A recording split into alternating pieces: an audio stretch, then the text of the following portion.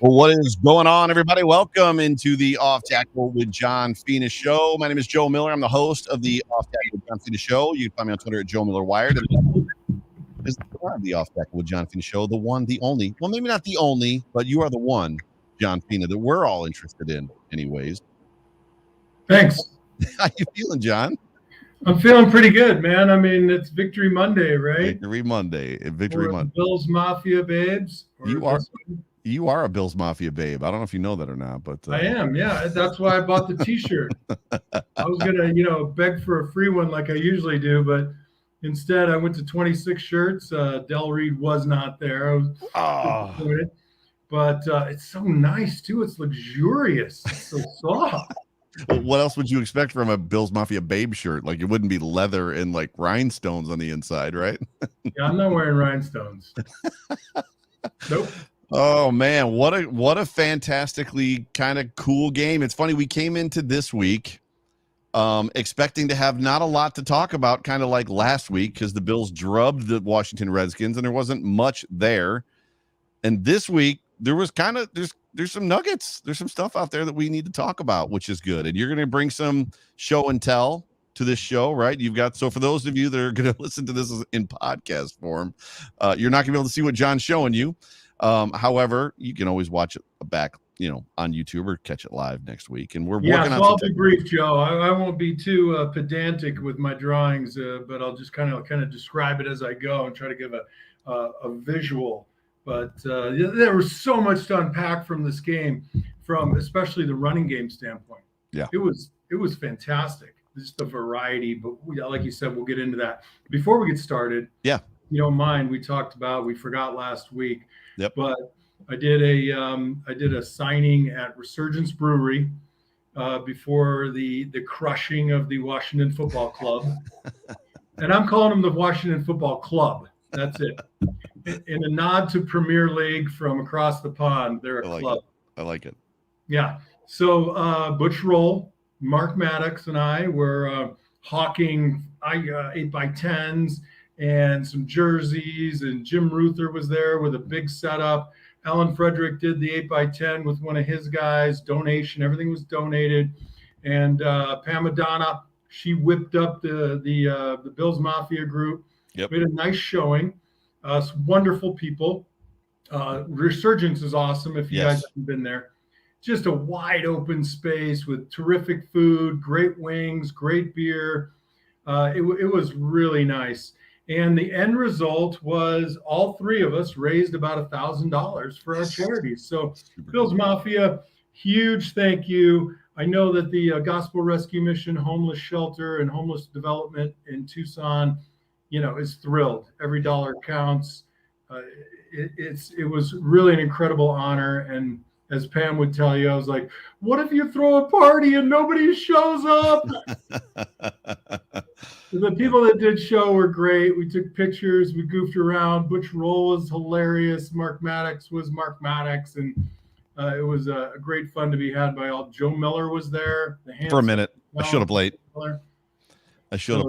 Is it possible? So $70. So the Bills Mafia has this thing with giving the amount of money that's on the jersey. So 70 is a big number for a lot of people. Is it possible for them to maybe get a 7 or 770? So $7.70. That's the Fina number. If you go to, I think it's grmtucson.com/Bills Mafia, grmtucson.com/Bills Mafia, they'll be able to see that the donations are coming from Bills fans. Oh, cool. And you can give $1. Right. I'd just be honored and pleased and feel pretty good about myself if people gave $7 or $17 in honor of my 7 being next to Josh's. 0.17. It's all incremental. You've worked with charities, Joe. I mean, everything counts. Every single dollar matters when you're talking about that type of stuff. So yeah, yes. I guess you could give maybe $7.70. Right. But if you don't give another dollar, I raised 1,000, and I didn't raise 1,000. Bill's Mafia raised 1,000, and I'm honored and very thankful. Yeah, it's fun and exciting for a lot of reasons to be a part of this fan base and to be counted as one of Bill's Mafia. And to your point, this is one of those things. Bill's Mafia is extremely generous, extremely thoughtful. So I would say thank you as well. It was a great event. Pam Madonna did a great job. Butch and Mark were great as well. And you're always the life of the party. So for sure. With the peace signs. What you see is what you get, man. It's true. Don't bring your feelings if you're afraid. I don't remember where we were. It might have been at the alumni gala, or it was there. I can't remember. And I don't know if I told you this story. Maybe I did. But somebody came up to me, a dude, and I don't know who it was, came up and he was thanking me. He's like, I just want to say thanks for just making John approachable, doing all the social media stuff and the show and bringing him around. And I'm like, bro, that has nothing to do with me. I'm an introvert. I was like, that's all John. That is 100% John. Everything you see before you is because of Joe Miller. No. That guy. The production, yes, but you work a crowd like nobody I've seen. You've always got a smile on your face. You're very approachable. You love people like you are. You're very endearing. And I think Bill's Mafia gets that, which is cool. So as much as you're thanking the Bill's Mafia for supporting your charity, I'm kind of thanking you at the same time because, your charity and your foundation is going to, be rewarded and benefit due to your connection to Bill's Mafia, which is really, really great. So are you ready to get this thing started? Yeah, man, you start. Where do you want to go first? Well, I got to do the top stuff. So ladies and gentlemen, you are tuned into, again, the Off Tech with John Fina show on the Buffalo Rumblings multicast network. I'm the host, Joe Miller. That's John Fina. We're going to start with just high level, as we always do, thoughts on this football game versus maybe what you expected. Now, I obviously do maybe not obvious to some people, a pregame show. So I'll let you go first because I had some expectations and I have a question about one of my expectations. So what were your thoughts, high level? Well, I think, you'll agree with me. The first thing was, we had shuffling in the defensive lineup due to injury, right? And then we had a mid-game lineup shuffle due to injury, Matt Milano and the spam string, right? So that's are we going to be the same defense? So that pops out. And then, wow, I mean, Feliciano down, right? Concussion protocol. Mm-hmm. And lo and behold, look, Darrell Williams at right guard, the ladder, Spencer Brown playing right tackle. The ladder. So I think everybody was kind of pie-eyed and holy cow, what's this guy going to do? Incredible, right? And then I talk about the running game all the time. Offensive linemen always do because we love it. And to see the way they pounded the ball was incredible. I mean, those are my three biggest takeaways. There's some Josh Allen stuff I'll throw out there a little bit later, but those are my three top line revenue talking points for the game. What about you? So first thing, where were you at when you heard or saw or noticed or came to the realization that it was Ike Butker, Dawkins, Butker, Morse, Williams, and then Brown? Where were you at? It was the second play of the game because the first play was heavy package. Mm-hmm. And, I think it takes a little while for everybody to settle in, whether they're watching it at Rich Stadium or whether they're watching it on TV. Gotcha. So the first one, I was just kind of like, whoa, hey, there's an extra fat guy in there. What's going on? You never really, I never get the angle I want. So the second play, I said, well, wait a minute. That guy with his right hand on the ground at the end of the line is not Darrell Williams. So look right next to him, and lo and behold, there he is. Gigantic. So I caught on very quickly. And I focused really hard on Williams just to see. It's a transition, from being out in space to being locked in the middle. I really focused on how well he did. And then I thought in the middle of the game, I'm not even looking at Boker. Thank God Joe Miller got me the ability to go back and watch the broadcast, which is, of course, what I did, so I could focus on Boker. I did not give you the ability. I just told you what you should do. You went and did it, and I guess the Bills stepped up and helped you up. All I heard in that whole thing is in 2021, the age of cancellation, you have the ability to call them fat guys because you used to be one of those guys, whereas I can't call them that, I don't think. And then the other thing I took from that was the angle you want is the fat butt view, right? Yeah, exactly. End zone camera. Hey, have you ever seen on Twitter when the kids announced all their offers? You know, you got all the symbol, the letters. Yep.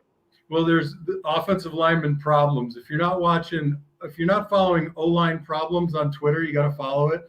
So they just show a kid like jumping with like an inch and a half vertical leap, you know, and he's got all of his offers listed. Right. And it's Wendy's, McDonald's, Chipotle. It's outstanding.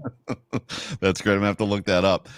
That's funny. So for me, that moment before I get to my thoughts of the game, I was in the truck on the way home, coming from work, and I just glanced at Twitter, and then I saw a starting lineup in warm-ups.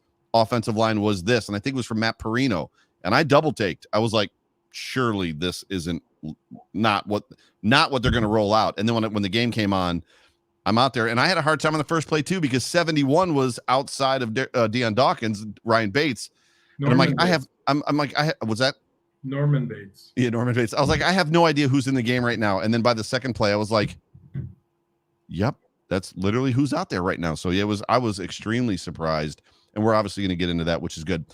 My thoughts on this football game. I thought the running game was outstanding, just like you said. The defense they're playing like people with their hair on fire. 5 takeaways, 4 interceptions, a fumble. It's just unbelievable. They're subbing guys in and out. We didn't miss Jordan Poyer, Jaquan Johnson, and DeMar Hamlin did great. Des Lewis had a freaking, or Cam Lewis had a freaking fantastic game. It was just, it was AJ Klein stepping in for Matt Milano. While he is not a one-to-one substitute for Matt Milano, he played well in that football game. It was just incredible to watch. You know, obviously the first pass by Josh Allen was a little bit not concerning. I didn't necessarily like it, but it happens, and I was ready to settle in and see how the rest of the game went. But it was just all around. There was a lot to take away, and we're going to have a lot of conversation about that. And before we move on to what's next, we have our first super chat from Jeff King.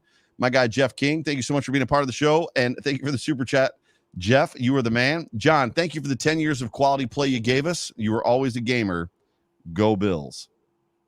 Is that a question? No. Hey, Jeff King.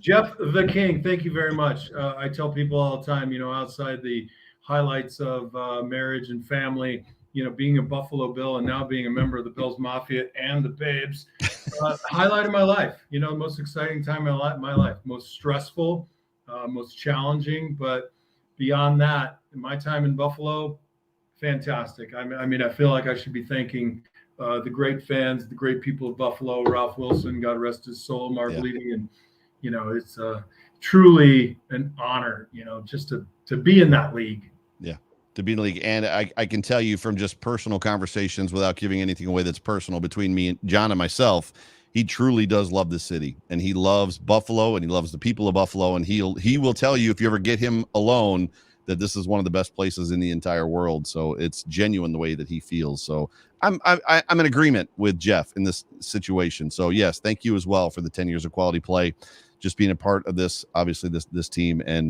Bills Mafia for life, bro. And now you are literally a member of Bills Mafia, which is totally sweet. To that point, Jeff King and everybody else, it says right there, ask John a question. If you do have a question, I'll do my best to get to it. Sometimes I miss them. Ask it multiple times. If you can't get my attention, super chats always work, but that's where we're at. So on to, I guess, what's next. There's a lot of good. There's a lot of good that came from this football game. There's a little bad, but there's a lot of good. If I'm going to start with the good, please, it's going to be, for me, I liked what I saw, and you could potentially blow all of this up in 10 minutes. I liked what I saw from the offensive line.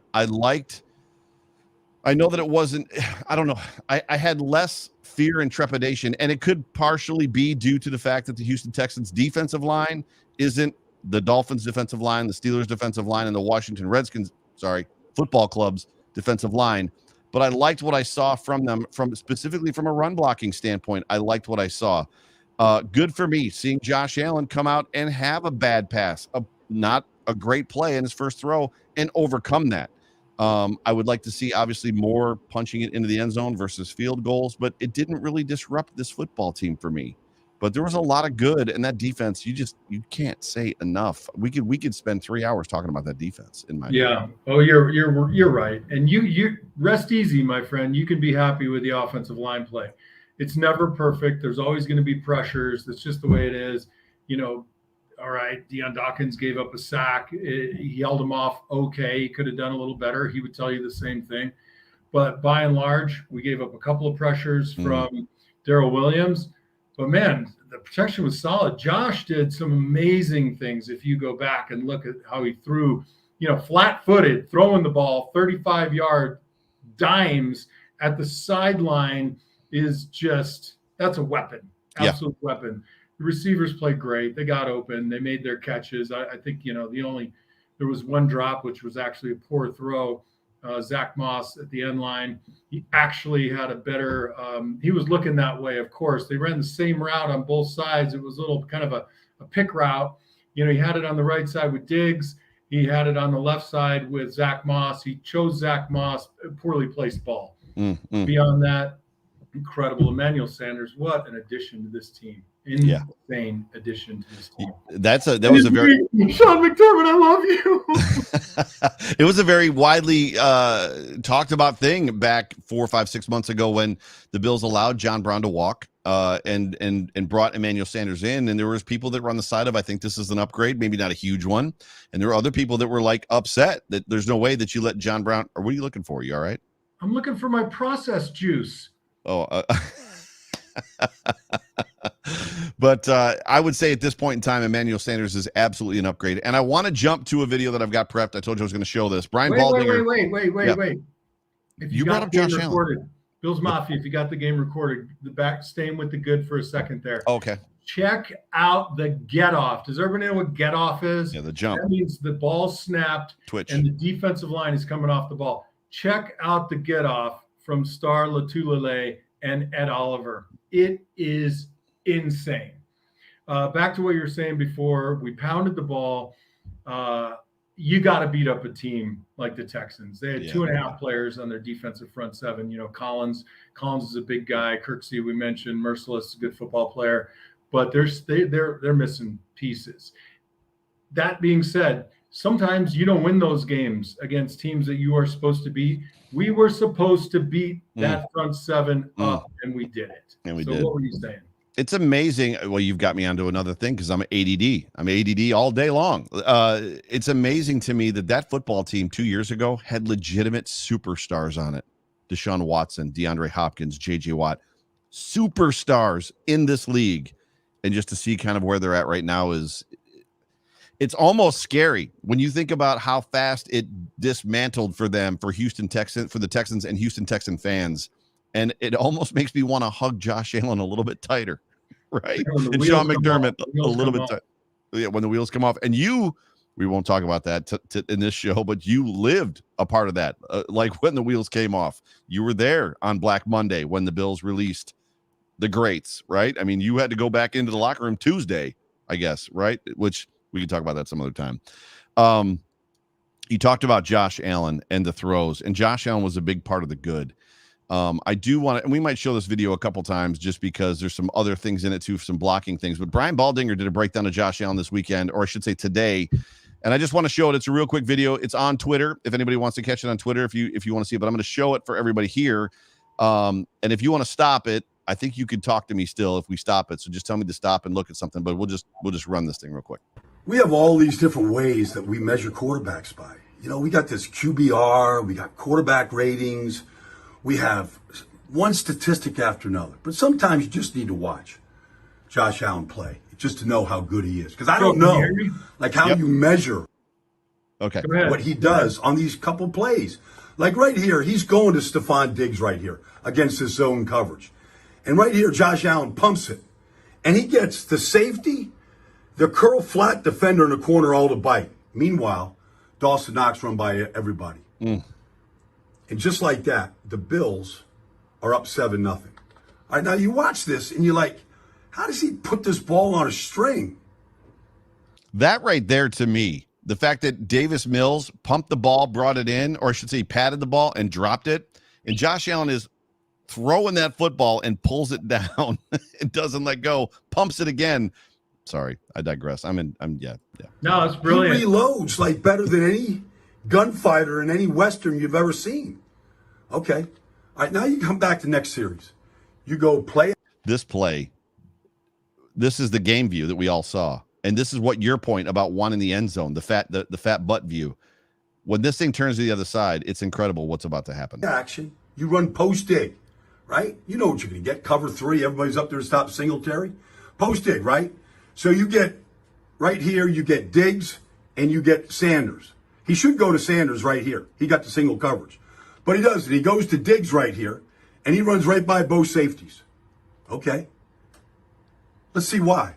Watch this. Here it is. He turns his back here, play action. And as he turns around, you got 2 Texans. There's McKinley coming. They're all coming. Now, he's checking them in his rearview mirror right here. He makes them both miss. These are professional football players. Now, his eyes are up. Here comes Diggs. You see him in the corner up there on the very left corner? There's Diggs. Watch where he throws his ball. Watch the anticipation of where he thinks Diggs is going to be, which is right as he toe taps, going head first into home plate. It's ridiculous. First of all, if you're not following Brian Baldinger, and I follow him because he was a teammate and I worked with him a little bit at NFL Films, the guy just eats, breathes, sleeps football, and his takes are really, really solid. What he's talking about here is Josh Allen putting together a comprehensive game, like right. His game, right? Not the Bills playing, but what are all of my tools and how can I use them to the advantage of my team every play? It's brilliant. It's amazing to me that he comes out and he throws an interception.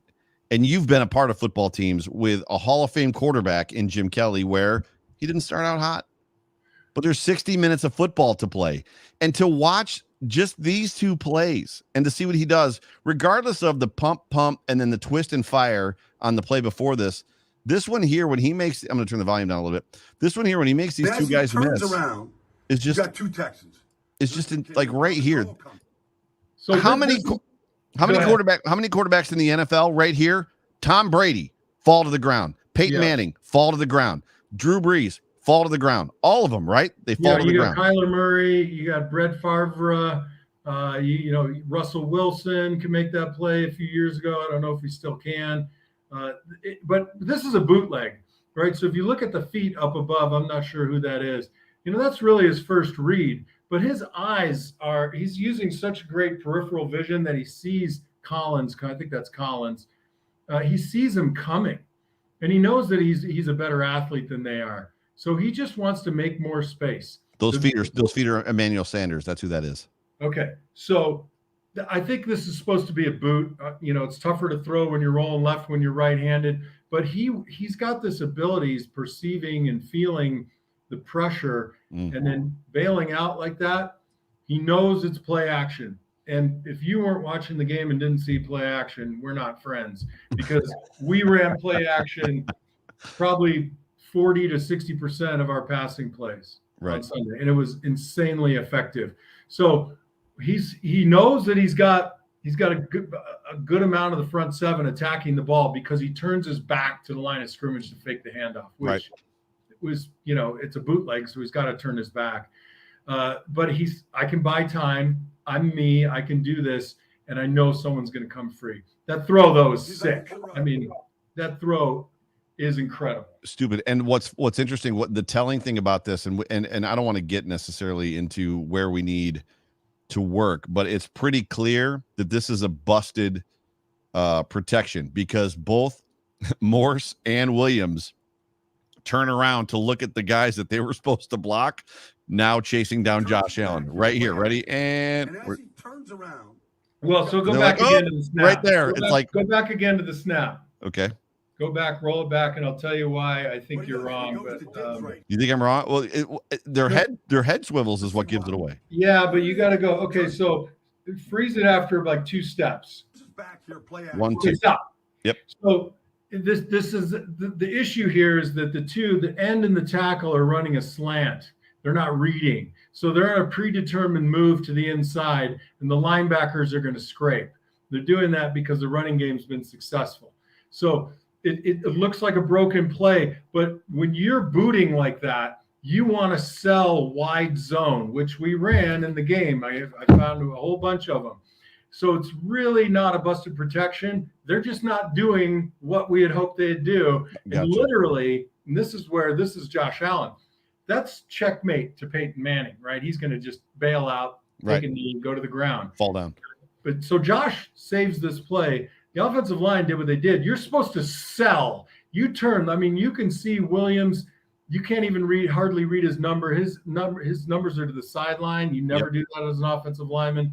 Same with Morse and Bucker. We're selling it. We want everybody to run with that play, and that clears them out for the bootleg. This could have been a designed run where he runs it toward the line, and then if Emmanuel Sanders is open, he just dinks it over him. So this was not blocked incorrectly. They just didn't behave on defense. Shame on them.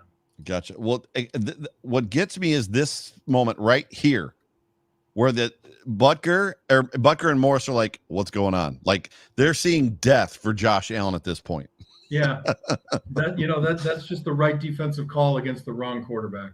That's interesting. So to me, as a fan, right, that doesn't know what you know or what people that have your prowess knows, I'm thinking emotionally, this is busted, like a busted protection. Josh Allen saved the bacon of the offensive line.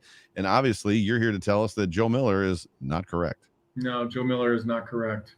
Even though he's a nice person. Even though he's not always. My sister's in the chat. I mean, look, I talk about it all the time with you. I hate that expression. They get paid too. They're athletes too. They were executing a slant inside while we were going the other way, and it's like two ships in the night. Well, let's talk about why don't I'm going to give you the floor, and I know you've got some sketches and stuff like that. Let's talk about this offensive line and what you saw, just the good. Yeah. So I mean, going back to what they scouted, they knew that Houston was going to be soft in the middle, so they attacked between the tackles, and they effectively did it. But what I see, as opposed to what everybody else sees, there were at least 8 completely different running plays that were called. Now, in addition to that, some of the same running calls had a nuanced blocking scheme to them.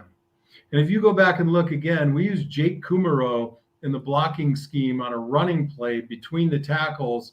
And you're like, wait a minute, this is college football. So I started thinking about that a lot. They're doing a lot of things in Buffalo that college football teams are doing. We ran, everybody loves the pin and pull, zone, what have you. We ran varieties of zone weak with a pin and pull. That was really just a masterful play. So we're running zone weak here. You can see that there's the left tackle. I don't know if it's backwards for you. So he's running zone weak this way. It's right for us. Instead of zoning these two to this backer, they actually pin and pull with the center. I can't get it right. Okay. And then you look back here at this little tree I did for the running back. That's because he's going to read. Where am I going to go? Really, really great nuanced blocking scheme. This is the play right here that Thurman Thomas gained thousands of yards on. Wow. This is zone weak, right? But they ran it just a little bit differently just to make that defensive tackle get a guard in his face. And Mitch Morse, I mean, that's great athleticism. He got around quite a bit. And just kind of look at that as opposed to zone strong, right? So zone strong is just basically another Thurman Thomas play that we used to run. Everybody's just running wide, okay? Very, very simple. Find the seam. So the running back is heading toward the right tackle or the inside hip of the right guard and just finding the soft spot. Now, the other way they run this, and the black marker is going to show it to you, is they run it this way, and you can run it as a read. Sorry, this guy sifts. You run it as a read. Okay, so the backside tackle, and I screwed up the drawing a little bit, the backside tackle doesn't block his end and goes to whatever support that is, linebacker or safety. Quarterback reads that guy and decides, so this is an inside block over here now, rather than a stretch block. So we want to hit this up. And basically, we don't know where this linebacker is going to go. We determine who comes off by what this tackle does. If he goes in, the tackle comes off. If he goes out, then the guard comes off. That's zone read. When people talk about zone read, we're just finding the soft spot.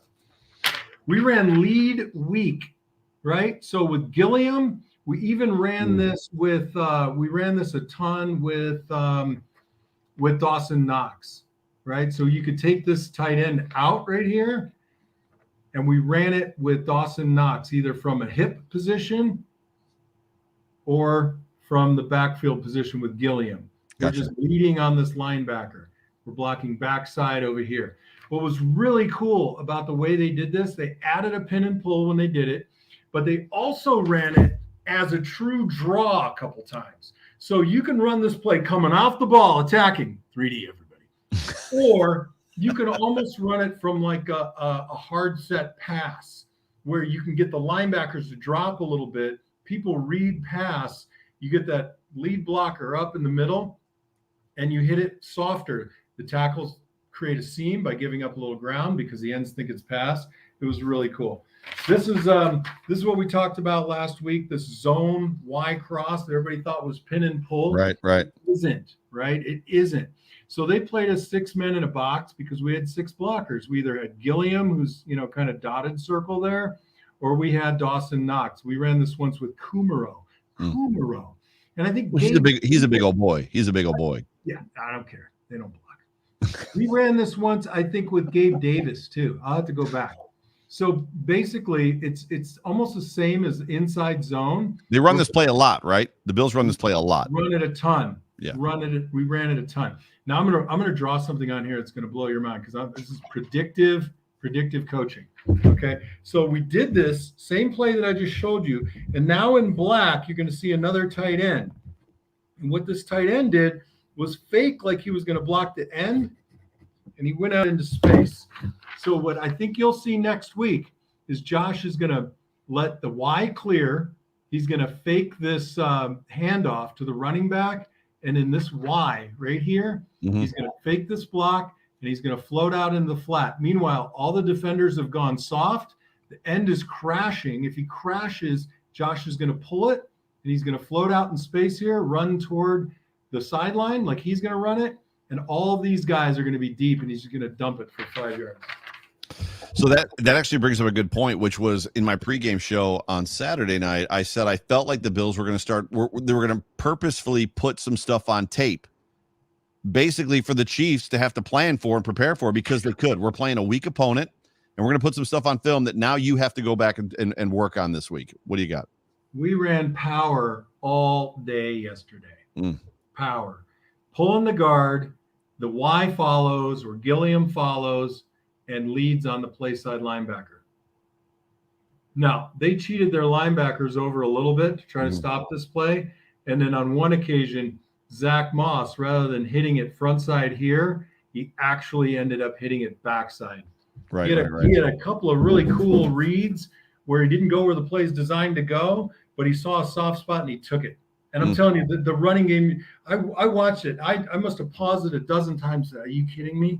I mean, the variety of 6 or 7 basic plays with nuanced blocking was incredible. I listed them right here. I mean, this is my run play list. Wow. Counted it out. I mean, we ran zone Y cross 5 times with Zach Moss. We ran zone weak 4 times with Singletary. We ran lead draw from the spread Y. We ran lead draw from the hip Y. We ran zone weak. We ran lead draw. We ran lead power strong. We're in power weak. We're in zone strong. We're in zone weak. We added a hunch or a pin and pull nuance to it. We even ran, oh my God, this was crazy. We ran center guard pull. So the center and the guard pulled with Kumaro at Y. Wow. So we took like student body left and pulled. It was awesome. You're right. So we did a ton of this stuff. We added so many nuances to it because what happens is there's such a limited amount of time in practice. Mm. And now you, as the defensive quality control guy, you're looking at this list of runs and you're like, I got to draw up cards for the scout offense to block against their starting defense. And if you look at the amount of looks that you got and plays that you ran, you're like, I can only get 1.5 reps for every play, or I got to do 3 reps on half of them. Right. Just to get it into the minds of the defenders. Real quick. So Matthew Montgomery, and I got a question I'm going to go to real quick. Matthew Montgomery says, football is hard. I'm lost, which is incredible. But this is from Troy. Troy, thanks for being a part of the show and jumping in. I heard John say that when he saw Williams at guard and it really drew his attention and he wanted to see how he did in space instead of in tight, but I didn't hear him give his opinion on how he felt he did. So with that, how did you feel that Darrell Williams did in this football game? He did great. He had three or four plays that he wanted back. 2 were pressures that didn't end up in sacks, and then I'd have to go back, but I don't think they really affected Josh Allen. So there's just a difference. It's you've got to be aggressive without getting out over your skis at guard, and you just making that transition in 1 week is really hard to do. My expectation is that he's going to be even better if they stick with this lineup, and there's no reason they shouldn't. It's hard for the guys who are sitting now because, this was the Texans. This is not a good defensive football team in the front 7. Right. But, you go with what works, right? If you think you're throwing strikes because you're wearing your hat backwards, then you are. And that's the way this whole thing works. Another piece of the good for me comes to coaching. And when we're talking about what we're talking about, which is obviously the coaches scheming to a team that's inferior by all accounts across the board in every single position. They're inferior to us. We also saw the Bills come out and do what they should do in a weather game. They ran the ball a lot, which is something we've seen the Bills, Brian Daboll specifically, not do a lot of in the last couple of years. There's been many times he's gotten cute. The Eagles game that I was at in 2019 in the hurricane, the wind was blowing 55 miles an hour. Josh Allen had no business throwing the football 41 times, but that's what they did. And they got their butts beat because of it. They should have ran the ball. The Browns, who had one of the worst rushing defenses in the NFL, what happens? Josh Allen throws the ball 46 times, and they get beat. I think that, to me, there's an evolution here, in my opinion. Like, it seems like they're starting to, whatever it is, and maybe you can speak to it, like whether it's growth or just epiphanies, or we just got the personnel now where we can be a lot of things. Yeah, I mean, the palette is full of answers and ideas to consider, right? Like, if you drafted this guy first out of Wyoming, for God's sake, and you realize that he's a lump of clay, he's got great building blocks, but his throwing motion is too slow.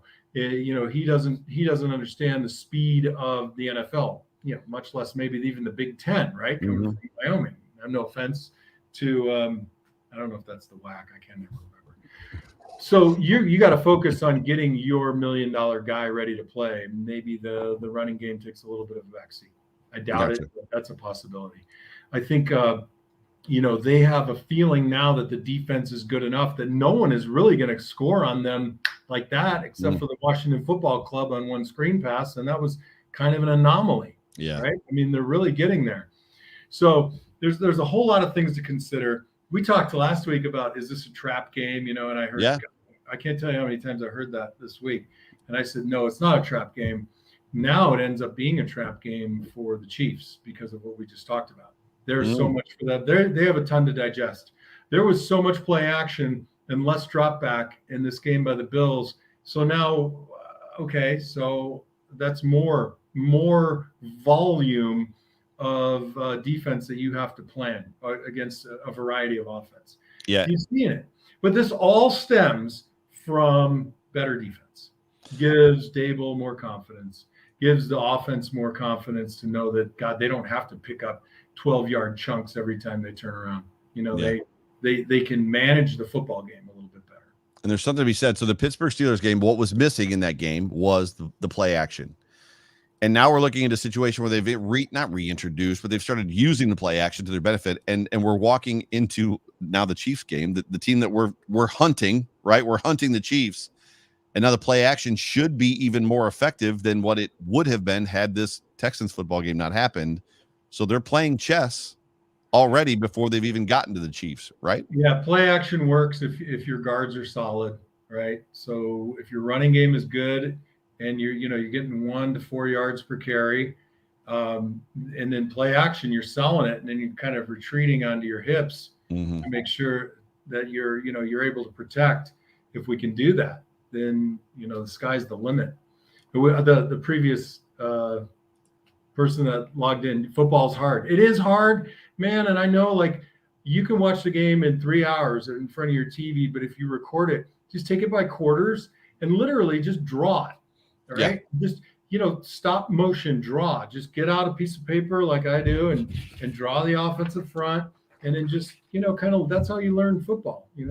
But I think what you miss, and my chair keeps reclining, or not reclining, but sliding down. I think what you miss, and what guys that, how do I want to say this? Guys that play at the level that you play at versus the dudes, not fans like me, but the dudes that go to the scouting academy and the dudes that like go to school or whatever and have learned the quote unquote science of it, like what it's supposed to be. Because there's what it's supposed to be, and then there's what it is when the ball's snapped.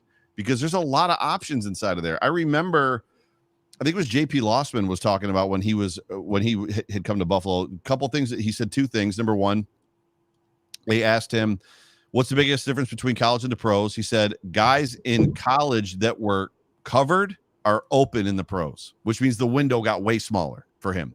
Another thing he talked about was just the intricacies and how difficult it is just on offense. Quarterback comes to the line. He's got options, and he's got to read the defense just like the wide receivers are reading, because they've got options, and everybody has to be on the same page. And that's happening inside of 15 feet with 5, well, including the defensive linemen, 9 300-pound men that are better athletes than everybody that's going to listen to this show combined, right? Like, and it's happening at a split second.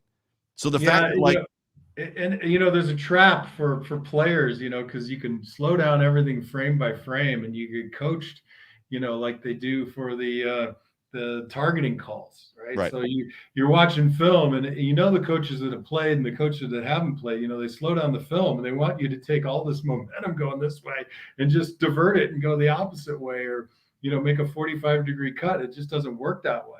Yeah. Hey, I want to throw something at you real quick, just because I didn't get a chance to say it. I want to compliment Zach Moss and Devin Singletary. Yeah. The running game was so strong, but Zach Moss really showed some tremendous power. You look, he picked up an extra 3 to 5 yards on his carries after first touch, and that's due in part to the running scheme being so aggressive. And then the point earlier I wanted to make, that what was the good? Go back and watch the first 3-4 series of the game. Just watch the tenacity of the defense. Watch the tenacity of our offensive line. We really set the tone. The only downside was Josh's pick. That was a poor throw. He was definitely throwing it to Diggs, because the over-the-top route was way too deep for that ball. Yeah, but the tone, they set the tone. They literally said in the first 4 drives of the game, 2 each side, that you're going to lose this game. We are going to impart our will upon you, and you will not be able to resist. No apologies. Yeah, it was, you always talk about the opening sequence of a game, and the opening sequence for that game was the whole quarter, because of the way that it was going back and forth, and the defense was, like you said, very much imposing as well. I want to give this to you. Jackie Broder says, and thank you, Jackie, for being a part of the show, I hope you know this content is riveting and unique, Fina. Hey, man. Jackie Broder, thank you. I prefer to rivet people than be riveted myself. I'm going to be honest. As the dude that's on the show with you, I've had people talk to me about this show, and they're like, again, this is so great. Thank you. And I'm like, I just love John softballs. Like, I just overhear the goofy dude that loves the Bills. And I'm just like, hey, I'm a fan. Can you explain this to me, please? Yeah. So, Mr. Fan Guy, go back and look at Ed Oliver and Star Lotulelei in the middle. And, I saw, Eric Wood talks protections a lot. Like, who are you going to slide to? Right. You know what a slide is? You know what slide protection is? You take 3 to block 2 with a linebacker off the ball. Right. So we're slide, and you typically slide to the biggest threat. Right. So on the offensive line, if we have a nasty defensive tackle, we're going to try to game plan any way we can to have the center help that guard. Right. Yep. And I'm watching the game, and Star is coming off the ball like a rocket. And Ed Oliver is getting double teamed and Star gets the pressure. So they go to Star and Ed Oliver is in the backfield. Right. Our defensive front was setting the line of scrimmage on the offensive lineman's heels. Right. And not so much the ends, who they did play well. I'm not going to say they didn't, but I watched very closely Oliver and Star, and it was fantastic. Yeah. I agree. It's just to see those guys roll and rotate. I felt like coming into this game, we were going to see them pressure Davis Mills. And then I thought, again, there was going to be times when we saw them do what they did against Taylor Heineke, which was just stand up in the pocket or hold him in the pocket and say, you know what you got? And can you beat us in the rain? And we did that, though. I mean, I think we brought two corners on one blitz. We brought AJ Klein through the middle one time. Yep. Then we got a great pass deflection from a tip from AJ Klein. We got a great pass deflection from Jerry Hughes, I think it was, on that. Yeah, it was Hughes. 4th and 1. Yep. 4th and 1 play. It was everybody's. It's the energy that they're playing with. Yeah. And you look at Houston and they're flat. They're just flat. Sure. And how about, I mean, guys like Spencer Brown launching themselves and helping Zach Moss get an extra yard or two. That's cool. And if you were at home watching the broadcast like we were, and when the broadcast went out and we had James Brown and the studio crew, that was hilarious. Yes. It's literally like everybody watching the show and two of their buddies just drinking and recording what they say when they're seeing it, man. It was awesome. It was funny to hear them stumble over names and numbers. And that guy right there who has the ball now, Richard Rush says or asks Joe and John, was the D playing faster yesterday, or was his perception just off seeing it live? So Richard Rush actually went to the football game. He's from Ohio, Zanesville, Ohio, which I don't know if you're familiar with Zanesville. It's east of Columbus by about 45 miles. That was Richard's first Buffalo Bills game live in attendance yesterday. Very first time in the stadium. So that was his first time taking it all in. So what did you think? Did you think they were playing faster? Was it a matter of them just being that much better? Or was it just his perception was different seeing it live? No, the perception is definitely different seeing it live. I mean, there's just so much eye candy. You don't know where to focus. So it looks like people are just moving around like crazy. You watch the game on TV, it starts with a tighter shot, right? So you tend to focus on one player, one thing. But, your field of vision is so much wider at the game. It's a fast game, Richard. And Richard's my buddy on Twitter. Yep. Thanks, Richard, for coming in. Congrats on your first Bills game. The game moves so fast. It is incredible. I mean, These guys, they're like they operate out at the asymptote. I mean, they're so far beyond, and I guess I was one of them, right? I mean, there's so few people on earth that can do with their bodies what these guys do, whether it's a defensive back elevating at the very last second to put a finger on the ball, or a defensive tackle who can leverage a guy and pull and make a move, without falling down. It's pretty, I don't want to say alarming to watch, but I still watch in awe when I watch the game, and just that appreciate. Geez, I was one of these guys, and two, or B, that was insanely cool. Yeah. First game in Buffalo, which makes a difference. It makes a big difference actually seeing it. Back to my Ed and Star comment, right? Yeah. You got to decide. And I thought of it as for a second there, and I'm like, it's a poison pill. Mm-hmm. You're gonna pick one, the other one's gonna wreck you. You guys, a little bit different style, but one-on-one with either one of them, is a risk. I'm not gonna say they're gonna win every time, but they got the tools to do it. Star Lotulelei was getting off the ball. It was tremendous. And as soon as you think you've probably got them locked up, you've got Greg Rousseau, Jerry Hughes, right? All these guys on the outside that are going to Mario Addison, who are going to ruin your day for you. So there wasn't much work. So the work, for those of you that are watching or maybe tuning in for the very first time, the work is the stuff that didn't go quite well. Obviously, the work at this standpoint or this juncture for this football game is red zone stuff. And I know coming off of the Washington Football Club game, I'm trying to use your vernacular. Josh Allen said that we need to score touchdowns, not kick field goals. And lo and behold, they kicked, was it 4? I think 3 or 4 field goals in this football. It was 4. Which, to be honest with you, had they scored touchdowns, it could have been 60-something to nothing. It would have been absolutely a drubbing at that point in time, almost embarrassing. What'd you see from a red zone standpoint? Was it just execution? Was it just play calling? Was it, where were you at on that?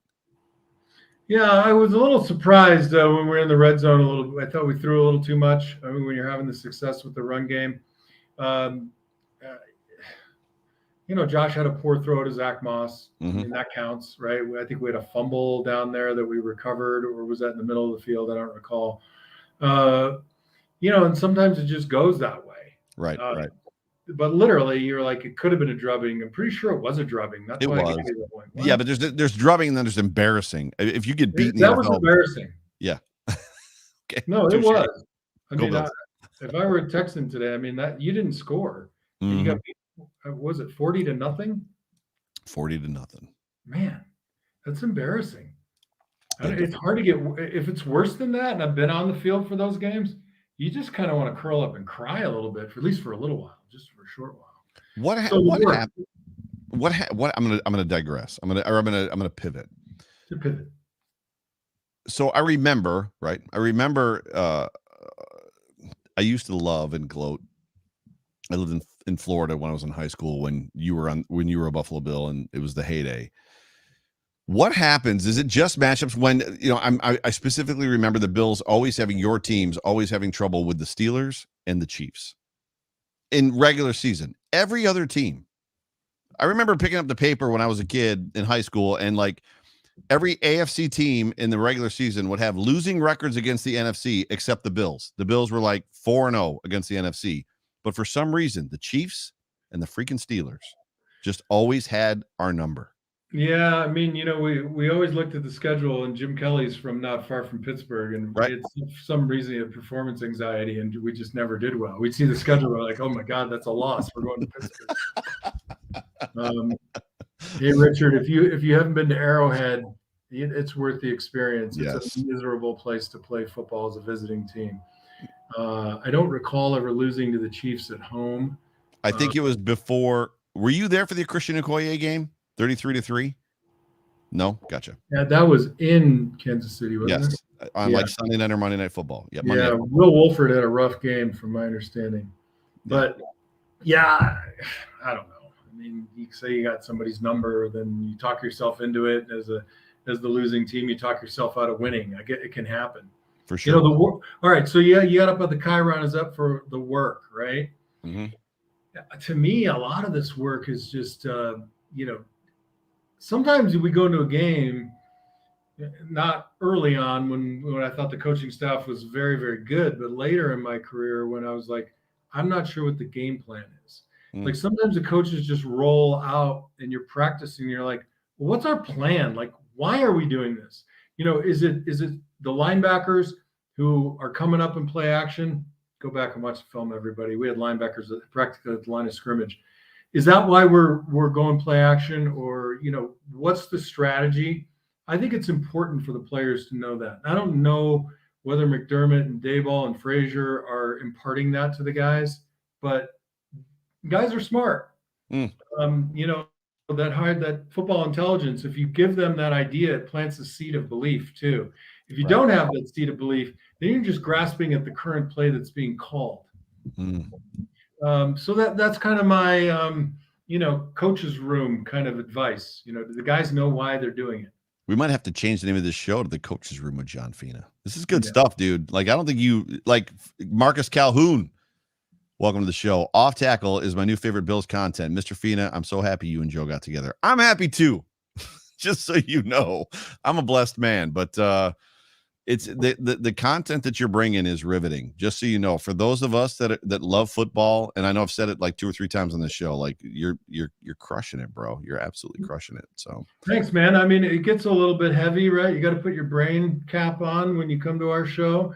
And that's just the way I watch football. That's why I always watch alone, because nobody can stand it. I'm trying to pause and they just want to drink beer and have fun, but I'm looking at it. And most players do that. I'm lucky enough to be hooked up with the Joe Miller III and be able to have this really cool show. Back to the work, right? Yeah. Get Jordan Poyer back on the field. Tell us what's going on with Matt Milano. Make sure that if Matt's not playing. Day to day. Matt Milano's day to day. Day to day. Okay. I think we need him I mean, that could be more chess. That could be strategy chess. So the Chiefs don't know that he's out and have to prepare for Matt and whatever wasn't Matt. Yeah, but we got to prepare for Kelsey and what's his name? Tyreek Hill and Clyde Edwards-Helaire and Clyde Edwards-Helaire. I mean, I look, their offenses are always going to break for a couple of running plays. If they're committed to the run, they're going to get a few runs. It's making sure that no run is more than 7 yards. Maybe only 2 that are 7. Everything else is at 4. You got to get into those down and distances, 2nd and long, 3rd and long, and get our boy Mahomes moving around a little bit. It hasn't been working terribly well for him recently. Out in space, he's made some kind of goofy decisions. Tremendous athlete, and they won last week, which I was glad about. But they have a hunger and expectation of themselves, and we have to set the tone like we did. And it's hard to go there and set a tone in their house. But what we saw from the first quarter of this football game and through the second quarter, if they can play with that energy, that confidence, that belief in the game plan, it really matters. It really matters. So sort out Poyer, sort out Milano. If it's not Milano, what's your answer, right? So you got Edmonds out there to be kind of tracking Kelsey, but that's not enough. You got to have somebody else that when they drop into coverage, cover 2, that you're able to identify where he is and make the right reads. Make sure your safeties are coming up and not letting Tyreek Hill beat you over the top. You segue beautifully. Do you know that? I do. I was a mall cop. I had a segue. You went from the work right to next expectations without me even having to talk about it. You just segued straight to it. It was beautiful. So just a couple small things. We got a couple minutes left in this show, and then we're going to let everybody go so they can finish up this Monday Night Football game between the Chargers and the Raiders. The Buffalo Bills currently are allowing 11 points a game on defense. So points. They're number 2 in the league, points scored, 11. The Chiefs are giving up, or I'm saying, how do I want to say this? The Bills, I'm totally backwards. Let me start over. So the Buffalo Bills coming into this football game, somebody edit that out. The Buffalo Bills coming into this football game are, I think, the number 1 scoring offense at 30-something points per game. The Chiefs' defense, I think, is 30th in points per game. So their defense has been horrible this year. Conversely, the Buffalo Bills, their defense is 11 points. They're allowing 11 points per game. And obviously the Chiefs' offense is what the Chiefs' offense is. It hasn't been what it was in 2020 or 2019. I'm sure they'll find themselves at some point in time. Matchups, looking at this football game, I totally jacked that whole thing up. I should have wrote it down, but it is what it is. When you look at that, I think for me, the concern I have is the potential for a stalemate. We see these situations, it seems like in my fandom, where it's like, oh my gosh, the Bills are top 2 defense and that offense is awful. Their defense is awful and the Bills offense is great. We should crush them. And then it turns into like a 9-3 game. And it's like, what happened? Wouldn't that be great? 9-3 win. I'll win 10-9, 11-10, 2-0. A win is a win. Yeah, a win's a win. I mean, if I could see the future, I don't think that you're wrong. I mean, they're not gonna come out and get waxed by the Buffalo Bills in their home stadium, right? Point of pride at how they beat us in the AFC Championship game, which was soundly. So, they're going to be ready. They're going to be prepared. They're going to play better than they've played before because that's what you do. Hopefully you rise to the level of your opponent, instead of sinking below your expectations. Right. And to be fair, we had that game already where we made significant mistakes and we lost to the Pittsburgh Steelers.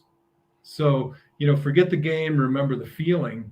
And this is a perfect kind of game for that, right? Remember the feeling of the AFC Championship game, but we're a different team now defensively. And I say that guardedly because guys still have to perform. They can't look at the last game and say, well, we're better than we were last year. We got Rousseau, we got Basham, we got Starback.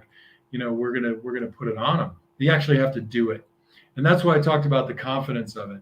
We're going to design our defense in this way to make them do X. Offensively. I don't know. I haven't watched Kansas City. There's only enough hours in the day, right? So we only talk about 5 or 6 players that I can focus on. Right. They can't watch everybody. So Are we going to see drop back? Are we going to see a lot of play action? We did so much of everything yesterday. Mm-hmm. We did zone read with a dump out to Knox. So we did our actual RPO instead of when Beth Moen said RPO and it was actually just zone read. And that's just, there's so much going on right now, but they need to be focused on what it is and stick to it. And by the way, that's me on a segue. I think you're a little short in that picture. A little short in that picture. We are over time, but I'm gonna press you, and I'm gonna ask you to talk about your rookie season. The Buffalo Bills go to their third Super Bowl against the Dallas Cowboys, and I think the score was it 52-17 or 50 something like that. It was a big number. It wasn't great. The 1993 season, you're the starting left tackle. The Buffalo Bills go into Dallas and win that football game. 10-7, 13-10. You remember? 13-10. What was the feeling going into that game? Because this is literally the situation. Super Bowl AFC Championship game, but you've got Stephon Diggs standing out there watching their celebration. Like it could have been the Super Bowl to Stephon Diggs. Yeah, real quickly. I know we're over time, and Beth's like, "Where are you?" I'm saying this: the Pittsburgh Steelers had a mentality that carried over from their loss last year. Mm-hmm. We need to have that same mentality. Right now, we lost in the Super Bowl game. It wasn't so much of like this feeling of revenge of getting him back during the regular season, but I think that we had a little bit more sound plan. And that, I mean, come on, that LA Super Bowl was just like pouring gasoline on a fire. We couldn't do anything. And sometimes you just start circling the drain and there's no way to get back. It's just sometimes you have a bad day. It just is what it is. And that's the worst day to have a bad day. Right. So I think, remember the feeling from last year, forget the game. Mm-hmm. But remember what Pittsburgh felt when they came in here week one and beat us with, 2.7 second drops release.